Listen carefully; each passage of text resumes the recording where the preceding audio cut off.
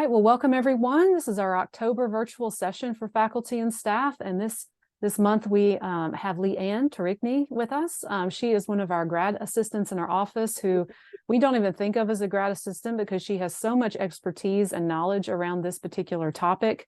Leanne, you'll have to remind me, Jessica told me you just won an award from Disability In, which was amazing. So you'll have to talk a little bit about that.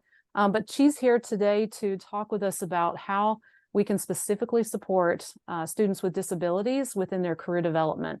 And I have certainly worked with students over the years as well who have either had invisible disabilities or visible. And Leanne has been such a great resource for me and a lot of us across campus already. So I look forward to learning more from you today, Leanne. So thank you for being with us. Yeah, thank you so much, Suzanne. It's really great to see everyone here. I'm very excited to talk about this topic and share a little bit about my experience, and I'll have a few areas for discussion, so please feel free to use the chat. And just a few housekeeping things before we get going.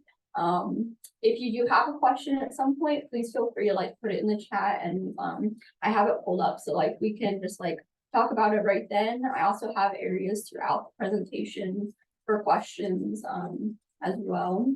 Also, all sources that I talk about, definitions, things like that, I'll have a handout that will get sent out with a PDF of the PowerPoint after this. So if you're curious to learn more about a specific topic or want to dive a little bit more into the literature, you'll have all of that by slide with links to everything. And also, I'm not claiming to be a complete expert on everything. So if you ask a question and I don't know the answer, I will do my best to find it and answer afterwards and get back to you. So with that, I'm going to jump in. So just a little bit of an overview of what we'll be talking about. I'll introduce myself just a little bit more and share a little bit about my background, and have Jessica introduce herself as well, who works in her office. Then we'll just jump into what a disability is, defining some common terms that you might hear when talking with students with a disability, and then looking at some major barriers they experience within college, and then how some best practices working with students with disabilities. After that, we'll jump into what we offer in our Career Center, the different resources that we have available for students. And then I'll point out some different organizations that you can point students to as well outside of the university.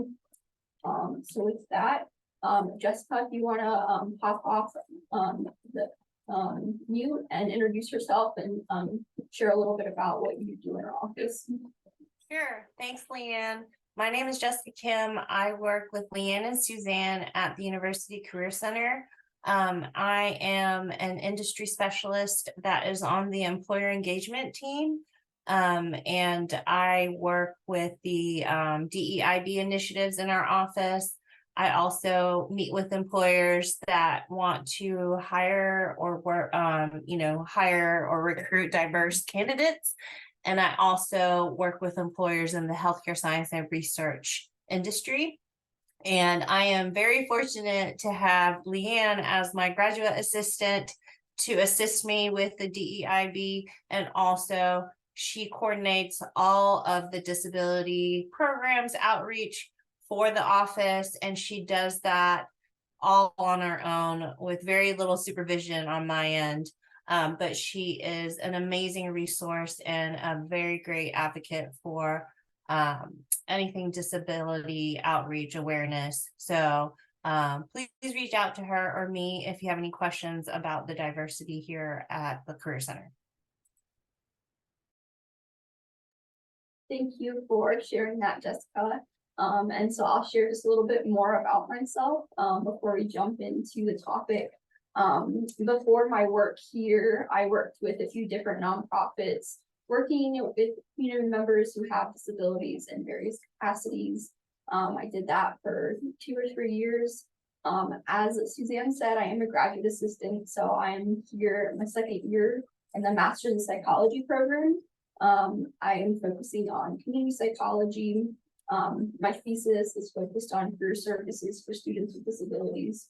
So this is a very close topic to me. I'm very passionate about sharing this and making sure services within the university and in the workplace are inclusive of everyone, and making sure that everyone has equitable access in the work that we're doing. And so in addition to that, I also work with an organization called Photo Voice Worldwide. Photo Voice is a qualitative research method that basically puts cameras in the hands of people with lived experiences so that we can learn from them.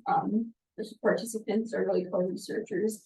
So we teach that and implement those projects with different communities, one of which that's used is working with people with disabilities. So that's a little bit about my background and some of the work that I'm doing. So to start with, we're going to just jump into looking at what is disability. I know we have a lot of different disciplines here, so kind of just laying some basics down, basic terms, and looking at a little bit of some statistics as well. But before we do that, I was recently did a conference presentation with some of our partners, and we shared this, and it was generated some great conversation. So I hope that you guys can unmute yourself during this discussion or put it in the chat. But on this slide, I'll give you guys about 20 seconds to look through it. Who do you think on this slide has a disability? And again, as like, I'll give you about 30 seconds to look through it. Put it in the chat, anyone that you recognize, and see who you think has a disability on the slide.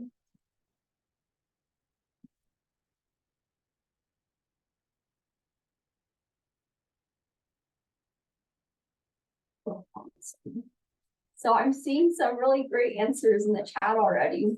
And yes, all of them. That is the whole point of this slide.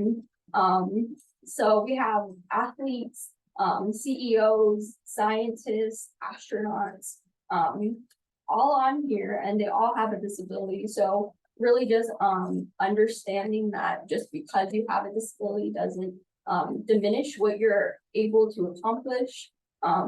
I love this slide just because it showcases different types of disabilities as well that you might not think about, like pancreatic cancer with Steve Jobs. That's not generally the first thing that pops into my mind when I think of a disability, but it is considered one. And so just being mindful that just because they're not necessarily common, there are several different types of disabilities to keep in mind. So just starting with some very basics, what exactly is defined as a disability?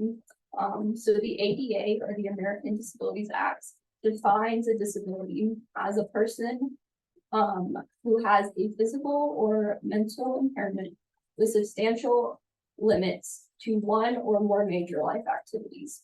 And this can include people who have a record of such an impairment, even if they do not currently have a disability. So this is the generally like defined and referred to definition for disability. So it's not just, it's an impairment that will limit someone's life activity. That is how it's defined. And in the Individuals with Disability Education Act starts listing out what are those disabilities that are being referred to. And so they have 13 different categories. A few of them are more obvious than others, and a few are a little bit more vague. So just going down the list, specific learning disability, you might see that as dyslexia or dyscalculia. When it says other health impairment, this might be a disorder that limits someone's strength, energy, or alertness. So an example of this might be ADHD. Then you have autism spectrum disorder, emotional disturbance. This is going to look at different mental health issues. So examples of this could be someone with anxiety, schizophrenia, bipolar disorder. Those are a few different examples of those. Speech or language impairment, you might see this as someone who stutters. Visual impairment and deafness, those are pretty straightforward. Deaf blindness, this is when someone has both severe hearing and vision loss. An orthopedic impairment, this might be someone who lacks function or the ability in their body. So an example of this is cerebral palsy. An intellectual disability, this is going to be someone who has Down syndrome. That's one example of that.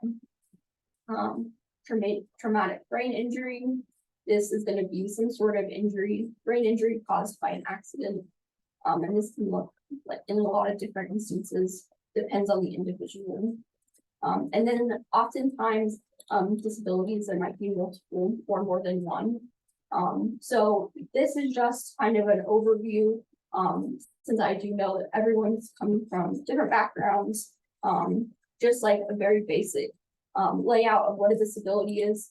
One thing that I did want to point out with all of this is I've often heard, should we do first person or identity first when talking about a person with a disability? So person first would be stating a student with a disability or an individual with a disability. Identity first would be a disabled student or disabled individual. Really depends on the individual. I've heard that some prefer person first and some prefer identity first. I choose to go person first until I'm told otherwise by an individual. Some don't have a preference and then some have a strong preference. So just being mindful of the language you're using and how you're referring to individuals and making sure that it's something that they're comfortable with.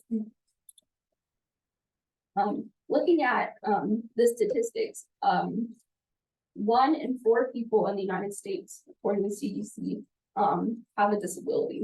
And this is 27% of the population. So more than likely, you have individuals with disabilities in your classrooms or you're interacting with in the departments that you're in, whether or not they've disclosed and whether or not you realize that. Because 75% of disabilities are invisible, which essentially just means you can't see them. So someone has to choose to disclose that disability to you. So whether or not that you've had students or even coworkers come to you and say, I have a disability, the chances are that you are interacting with people who either are disabled or who have family members or friends who have disabilities. So this is one thing to just kind of keep in the back of your head, even if you're not directly interacting with someone that you know of.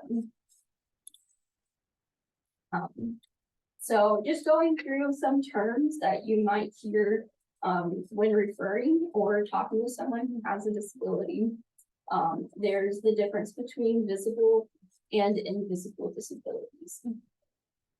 So visible disabilities, they're going to be something that you can physically see or identify. So even like before someone discloses, or even you even talk to someone, you can identify. An example of this might be someone who has Down syndromes. They have physical features that you might be able to identify and say, that person probably has a disability. Sometimes it's equipment they're using. So if someone has a wheelchair or a service dog, those are going to be clear identifiers that a person has a disability. And individuals who have a visible disability have specific challenges that are different than those who have invisible disabilities. Their disability is going to get disclosed whether or not they want it to. An invisible disability is going to be something that you can't see. Someone has to go up and choose to tell you, I have a disability. They have the choice whether or not to disclose. So examples of this might be mental health disorders or learning disabilities. You might not realize that when you first talk to a person. As a side note, this week is Invisible Disabilities Week. And so I did include a link on here that you'll have access to later to learn more about the Awareness Week and a little bit more about different invisible disabilities. Moving forward, neurodiversity is becoming more of a common term. And so this is going to describe someone who might have autism or a learning disability, or ADHD, and it's really just talking about someone whose brain functions just a little bit different. And so it is becoming a more popular term, referring to someone who has more of those invisible disabilities. Accommodations, oftentimes when we hear that word, we think of some big grand gesture that has to be, you know, maybe expensive or some big thing that you have to have paperwork for, and some of the accommodations, you know, some of those accommodations do require the paperwork, and some of them, you know, are expensive. Some of them don't have to necessarily be that large. They can be inexpensive or minor changes. I really like this term. They're productivity enhancers. They're essentially anything that you're doing to adjust to make sure that the services you're offering, whether that's in the classroom or in a different office, is accessible to people, making sure that everyone has the same opportunities and chances as everyone else. An example of this might be modifying the layout of the workspace. An accommodation that I do for myself that I don't really talk to anyone about is at home when I'm doing schoolwork, I have a standing desk. I have scoliosis, and so sitting for long periods of time can be difficult. So I bought myself a cheap standing desk, and that's a simple accommodation that I didn't have to go through a big process with, but I'm able to do for myself. Really just learning that accommodations aren't necessarily some big thing that have to be like scary or intimidating. Assistive technology.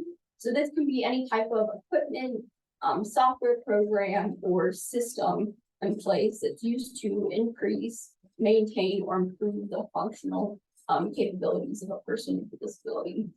So this might be having inclusive learning materials within your classroom. It could be specialized computer software, or some of them are prosthetics for individuals who might have an orthopedic impairment. And the last term I wanted to touch on was universal design. So this is making an environment accessible in a way a person doesn't have to ask for accommodations. And in the process of this, it becomes accessible and better for everyone, not just an individual with a disability. And an example of this is providing ramps into buildings.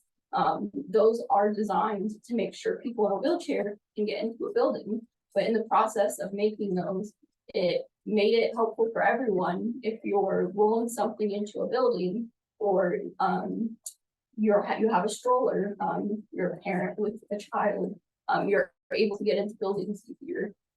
So while it was designed to help someone have access to buildings in a wheelchair, it then helps everyone. So I'm gonna pause here. That was a lot of definitions and stats. Does anyone have any questions before I continue? We have no questions in the chat yet, Leanne, but if anyone does have a question, feel free to put it there or turn on your microphone.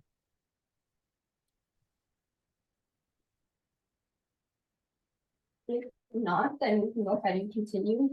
In this, I hope that you guys will answer and interact with me a little bit. I want to hear what your thoughts are on what major barriers you think college students with disabilities experience. You can unmute yourself or put it in the chat. Oh, I see a question. What's an example of person first versus disability first language? Person first would be individual with a disability. Disability first would be disabled individual or disabled student. Does that answer your question, Beth?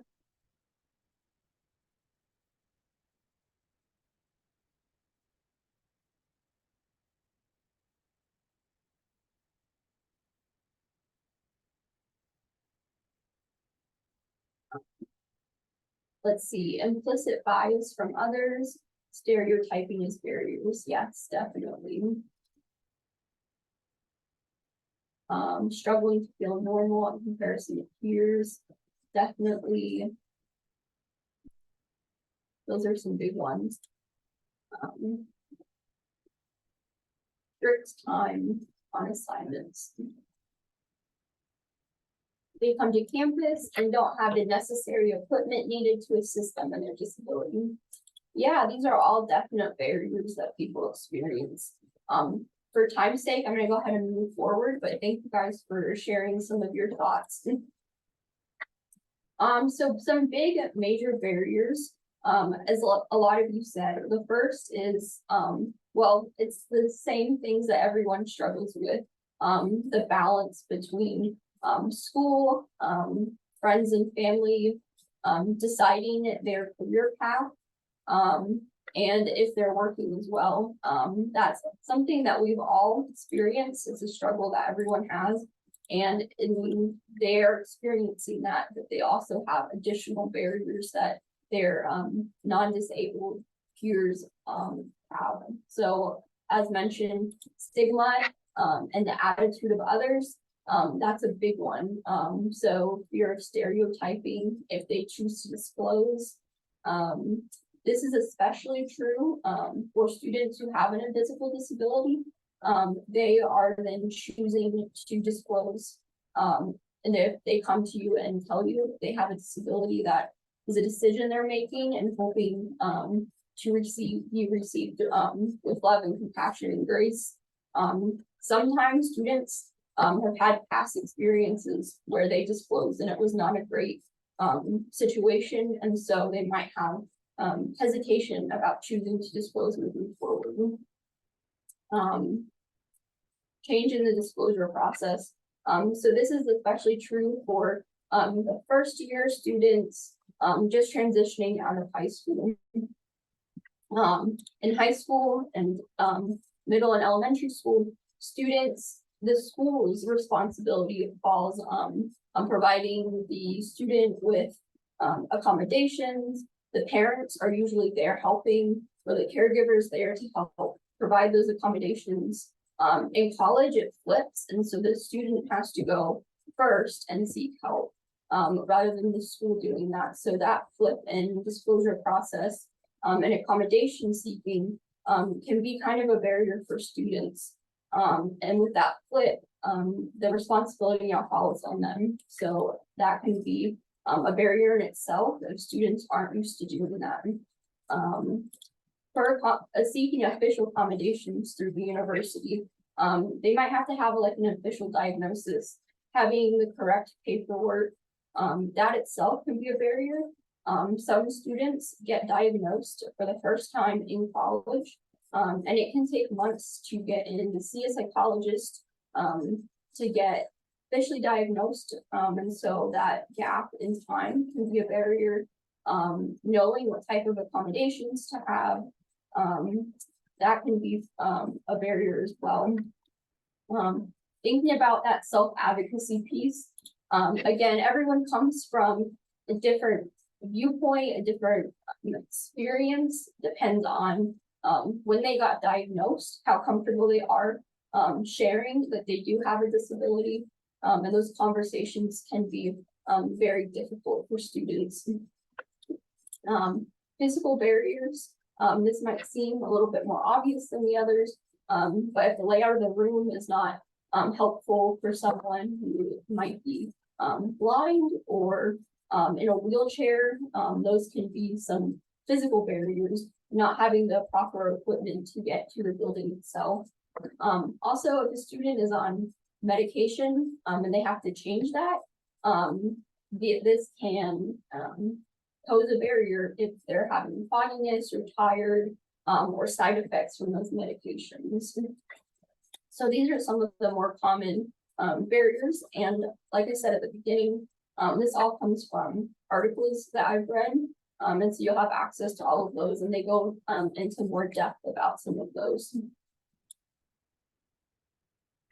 So some best practices working with students with disabilities. I'm first going to touch on some more generalized ones, and then I'll get into a few specifics. And this is a very broad overview, so there's a lot more detail that can go into all of this. But this is just maybe a starting point And then some of those articles I looked at can help you go into more depth if you have more questions. So first, using multiple formats for teaching. This can seem like an obvious one, but making sure that you're touching on different learning styles can be really helpful, not just for students who have maybe a learning disability or ADHD, but can be helpful for everyone because everyone processes information differently. So ensuring that your teaching styles and then also assignment types vary to make sure that you're touching on the different types of students that you have in your classroom. Providing the lecture online, this can help students focus gathering on the extra information you're talking about rather than feeling the pressure in order to have everything written down from slides or whatever lecture material that you're using. Again, all of these can be used to help all the students, not just a student who has a disability. And by doing this instinctually and built into your class, the student then doesn't have to feel like they have to ask for an extra accommodation.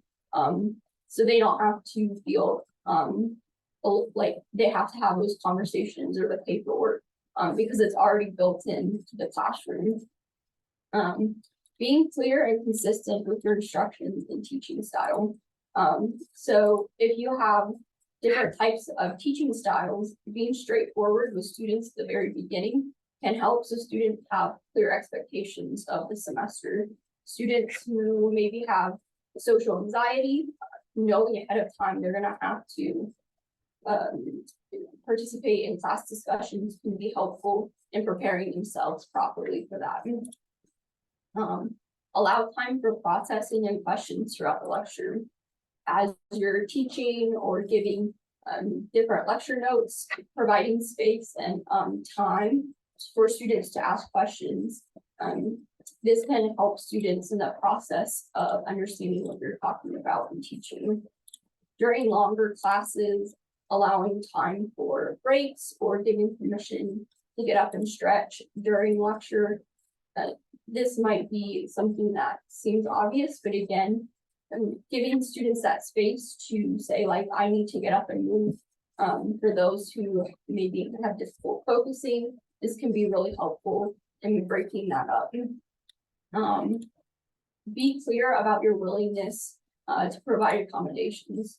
So obviously you might have it in your syllabus and it might be a statement that you have, but being up front at the very beginning of the semester, saying, you know, yes, if you have a disability, if you need to talk about accommodations, you can come talk to me outside of class time in my office. Having that clear statement, even if it's just mentioning it once, opens that door for students to feel like this is a safe space. I can come to you and talk about what I need to be successful in your class. And lastly, every student's different. So if you know a student has a disability, don't make assumptions about what they need.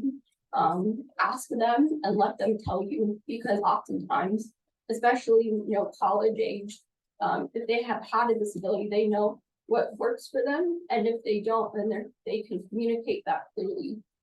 So if you met a person with a disability, you've just met one person with a disability, and everything presents itself differently for each person. So going in with that mindset. So a few specifics, excuse me, that I felt might be important to point out. So if you have a student who is autistic, some tips with that, having a clear structure within the classroom. So providing schedules and outlines can be very helpful. Oftentimes, and this is general, so it might be different depending on the person, but they're usually like having a structure and knowing what's coming. So being maybe at the beginning of class, having some sort of outline of the class period's objectives can be really helpful. Being clear in your communication. So being straightforward and to the point can be very helpful. Emails, class discussions, if you have assignments or assignment instructions. If you meet with a student who has autism, it might be helpful to list out the goals for the meeting, having objectives, and then ending with next steps. So having a clear structure in these meetings can be productive working with the students. And again, be direct in your expectations. Don't beat around the bush or mix your words. Just say exactly what you're wanting and expecting, and that's usually helpful for the students. If you have a student who is blind or has low vision, one important thing to do is pay attention to the layout and lining of the classroom. The layout can, hinder a student if they're coming in and it's different every time. Oftentimes students who are blind will learn the layout of a classroom or a path that they're going every day. So if it gets changed frequently, being aware of that and letting them know ahead of time. Having class information to them as early as possible. This way they can ensure it's accessible with their screen readers and they're able to use that information. If you do share materials such as PowerPoint slides, making sure that all your images have alt text. And then if you are addressing a student in class, making sure that when you call on them, you're calling their name first. So that way they know you're referring to them. Let's see, if you have a student who is deaf or hard of hearing, and they have an interpreter, sign language interpreter, it is very important that you are speaking directly to the student and not the interpreter. It can be considered rude if you speak only to the interpreter, so making sure that you're facing the student. When you are speaking, make sure that you're facing the class and not towards the whiteboard. Some students who are deaf or hard of hearing will pay attention to facial expressions, also pay attention to the lips. And so it's important that you're paying attention and looking at the class. Ensure you provide videos or visuals that they either have captions, and if that's not possible, making sure you have transcripts so that information is accessible to the student. And again, ensuring that you're looking at them before speaking. So does anyone have questions about that information? Again, it doesn't cover everything, but it's kind of a starting point. And the materials go more in depth that I pulled from. And we may have had one or two questions in the chat if you want to take a quick look at that.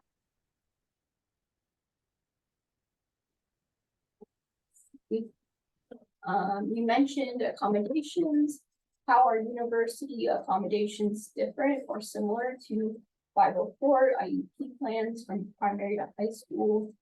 Do the students need to have anything on record so the school knows about their accommodation needs? So the accommodations within the university all go through the Office of Disability Services. And so I don't know this very specifics about what that looks like, but there is a process and they do have to have an official diagnosis with the correct paperwork. Next week, we will be having a panel on accommodations and disclosure. So I encourage you guys, if you have more questions on that, to attend. It's open to students and faculty and staff. And we'll have experts both in the college environment and also people who are in the workplace, kind of comparing the two. So that might be helpful resource.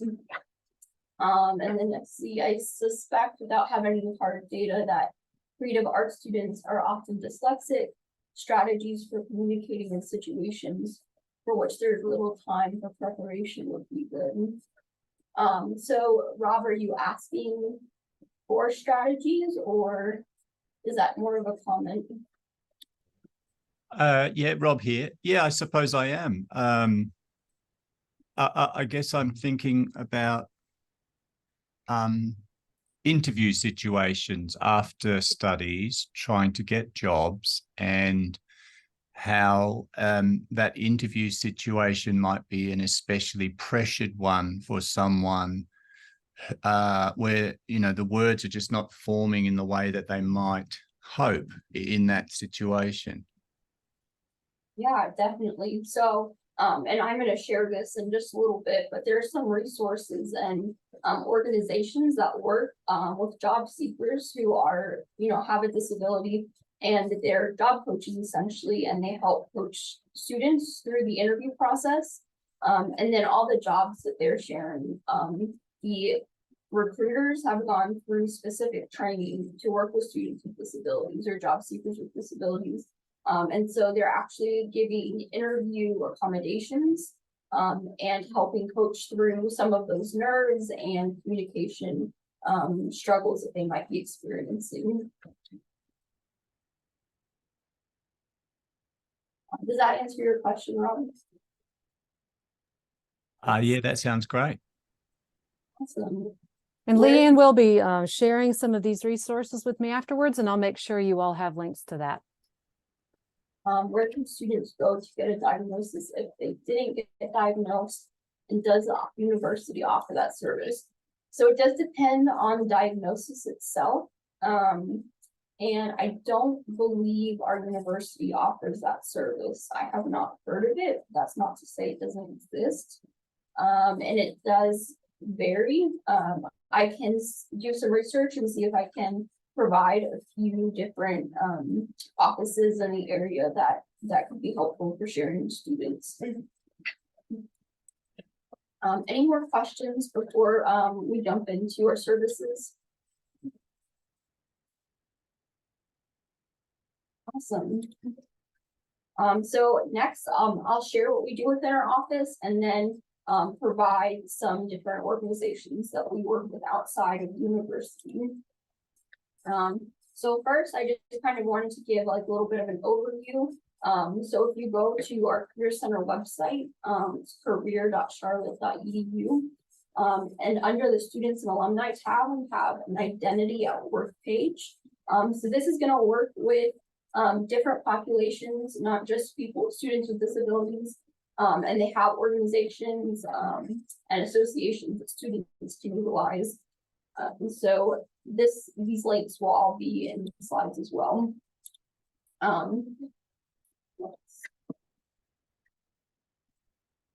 So some of our disability or diversity initiatives and programs that we have in our office, just as a generalized overview, we have in the fall, we do an inclusivity mixer, and this will have 40 plus employers who are all focused on diversity, equity, and inclusion within their office. And it usually will start with a panel of different recruiters and employers, and then goes into a networking opportunity. So this is a great resource for students to ask those questions and practice meeting employers who are passionate about these topics. In the fall, we also do a panel for international students. We recently just did a Latin and Hispanic career panel and networking event. So that will probably be done next year as well. We also, in the spring, we'll do a Niner diversity panel. So this is where diverse students are the panelists. And we'll invite employers and students to come hear their perspective on job searching and being a student. And the Disability at Work series, I'll get into that in just a moment. Our disability specific programs. So we do have a newsletter, the Disability at Work newsletter. And so we'll put all of these different events coming up in there. We also do employer spotlights. So we'll share employers who are passionate about hiring individuals with disabilities, and they'll give some tips on working with a disability. We have a mentoring program. This, we work with the organization Disability in North Carolina. And so we do individual mentoring where we pair students with a disability with a business mentor in their field that they want to go into. They'll usually do about once a month mentoring meetings. And then we also do group mentoring. And this is open to our students at UNC Charlotte, along with all the HBCUs in North Carolina. So group mentorings will have people from all over the state join. So students are able to meet a variety of people and kind of get their name out there. Students moving forward, This is a professional development workshop series that we do, usually about once or twice a month, and this is for neurodiverse students. In all of our programs we have in our office, students don't have to have an official diagnosis. So this is helpful for students who might not have gone through that whole process, but still want to learn about those services that the work can offer, working with a disability.